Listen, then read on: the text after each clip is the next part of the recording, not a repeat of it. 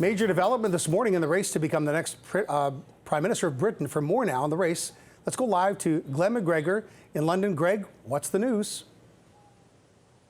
Well, the news is that the former Chancellor of the Exchequer, that is Britain's Finance Minister, Rishi Sunak, is going to be the next Prime Minister.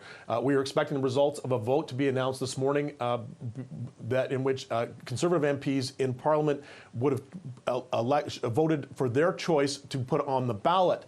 Sunak was considered the strong frontrunner, but Penny Mordaunt, a veteran Conservative cabinet minister, was also in the race. She did not get enough votes in order to stay on the ballot, enough support, so she withdrew before the results were announced. That effectively acclaims Mr. Sunak, and he will now take over from Liz Truss as a British Prime Minister. He's a young guy, 42 years old, and he is a historic choice in that he is the first person of color to become a British Prime Minister.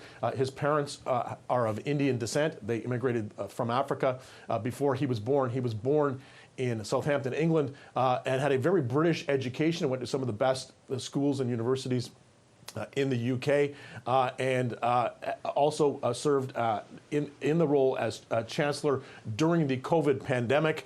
Played kind of a similar role to what Chrystia Freeland did in Canada, kind of managing the enormous spending that the federal government did on COVID relief measures, and got pretty high marks for that.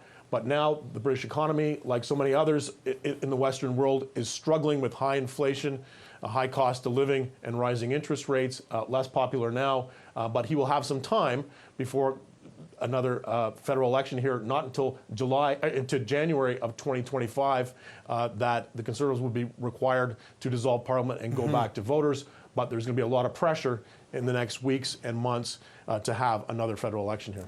And, you know, we can't have this conversation really without talking about the last two prime ministers, and they weren't around too long. Well, one was, and then quickly gone.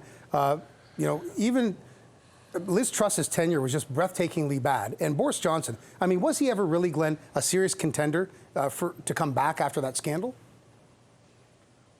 He was, or at least he believed himself to be, and many of his supporters were getting behind a bid that just took shape over the last couple of days to get him into this race after Liz Truss announced that she was planning to resign after, yes, a shambolic 45-day tenure at 10 Downing Street.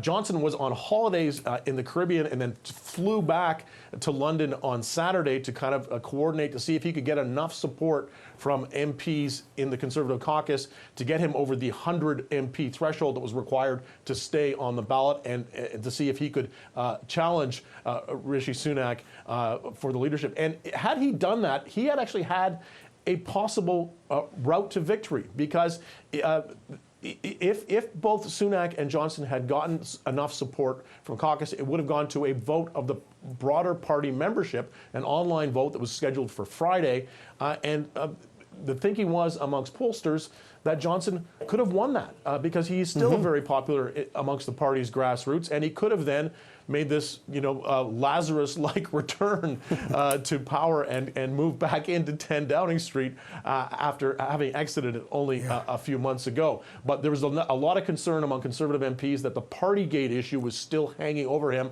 That's the allegations that he was flouting COVID-19 rules by having parties at 10 Downing Street and elsewhere.